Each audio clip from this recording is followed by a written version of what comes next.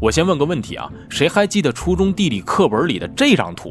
这是开封地上悬河的示意图，黄河流至下游进入华北平原，水流突然放缓，泥沙淤积，河床变高。正常的河床是下切于地面的，而开封段的黄河则是比地面还要高，被人称之为地上悬河。我们从洛阳离开之后，继续向东走，进入开封。虽然开封是一座历史悠久、人文气息浓厚的城市啊，但因为那张地上河的示意图带给我的印象太深刻了，所以我们这次来开封特想知道这地上河到底是啥样呢？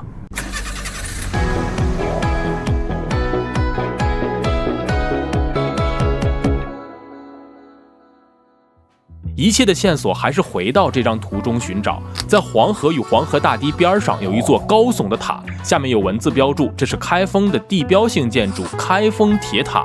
拜这张图所赐啊，来开封之前我有2个天大的误会。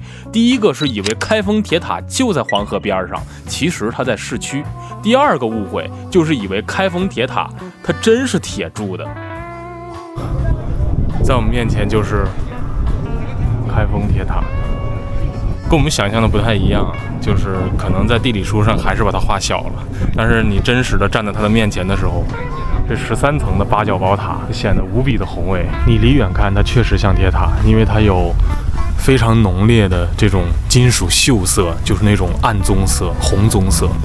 但是你离近了来看，它是五彩斑斓的，真的非常非常的漂亮。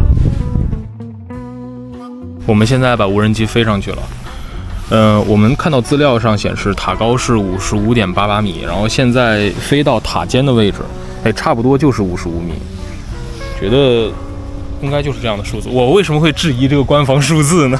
我们用一个非常粗略的，并不是特别科学的计算方法，它可能会有误差，而且这个误差可能会达到几米，甚至可能会更大。但是我觉得可以看一个意思。现在我们在铁塔的下面，然后我们打开了一个测高程的软件，现在大概海拔是73米。接着我们便一路向北驶向黄河。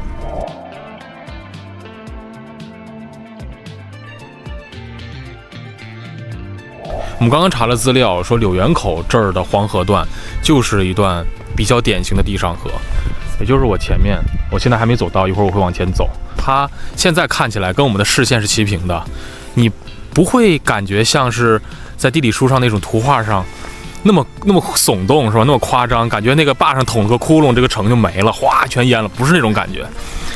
它现在的高度大概是81米，当然还是别杠，就是这个不一定准，只是一个概念。但是我们刚刚在铁塔处量的，大概在72、73左右。其实我们之前查过资料，在柳园口这边黄河的这个水面的高度，确实就比室内要高出8、9米左右。其实这么来看的话，这个数据就我们今天看的这个数据还是比较准确的。